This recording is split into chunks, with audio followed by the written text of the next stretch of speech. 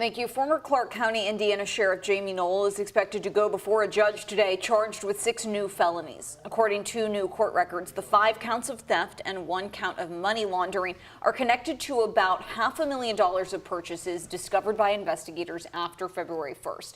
Indiana State Police say Knoll used sheriff's office funds or money from his EMS entities to buy cars, pay child support, and make political donations. Knoll is expected in court on the new charges today at 1:30. Some magnet school transportation could be coming back to JCPS, and that's according to Superintendent Dr. Marty Polio after officials announced that deal with TARC. The transportation service agreed to effectively loan the district's 70 drivers. Senior reporter Isaiah Kim Martinez and photojournalist Emma Gafter break down how it'll work. 7 weeks in the making, Louisville's public transit service and major public school district have struck a deal. An opportunity to support our TARC drivers. An opportunity to support JCPS. Mayor Craig Greenberg announcing 70 TARC drivers will be given the option to contract as bus drivers for JCPS to help alleviate their staffing shortage.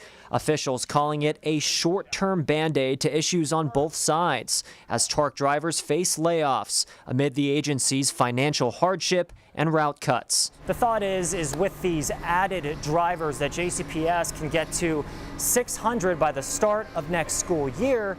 And in doing that, Dr. Polio says the whole goal here to restore some of the routes that were initially cut for magnet school families. Around 15,000 magnet and traditional school students were estimated to lose bus service starting in the fall. Now, JCPS Superintendent Marty Polio says the kids in the most need could get that transportation back. The school district assures TARC drivers will be getting a raise, but they will not make more than current JCPS drivers. Leadership from both driver unions. For the most part, we're looking forward to, again, stepping up for the community and answering the call. Say they're on board with the plan. Isaiah Kim Martinez, WHAS11 on your side.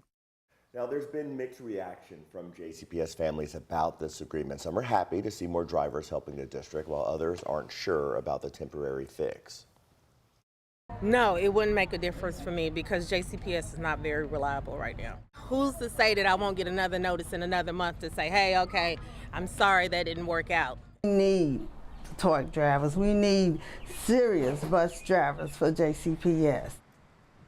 TARC's board will vote on the agreement this Friday, followed by JCPS later this month. Now, all of this is happening at the same time the Transit Authority is planning service cuts. TARC will host 2 open house meetings for any of you who want to ask questions and offer feedback on the cuts. The first of those meetings is this evening.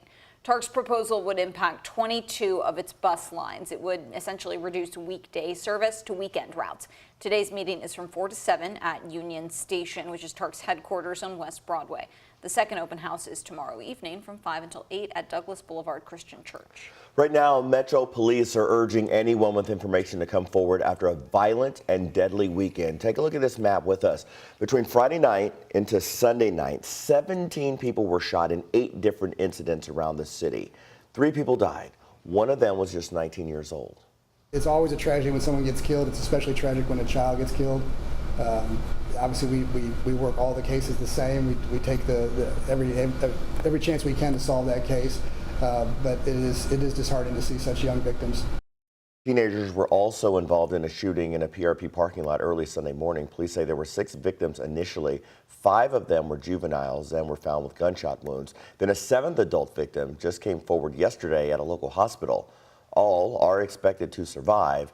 The shooting happened outside an event venue called Prestige by Lux. In a statement, the business said, "We've held hundreds of baby showers, weddings, and special events in which we've never experienced such a tragedy." The LMPD says they do have suspects in some of the cases, but they still need help from the community. That makes or breaks our success rate as a police department, having that community engagement, having that involvement, because a lot of times, obviously, we are not there when these incidents happen.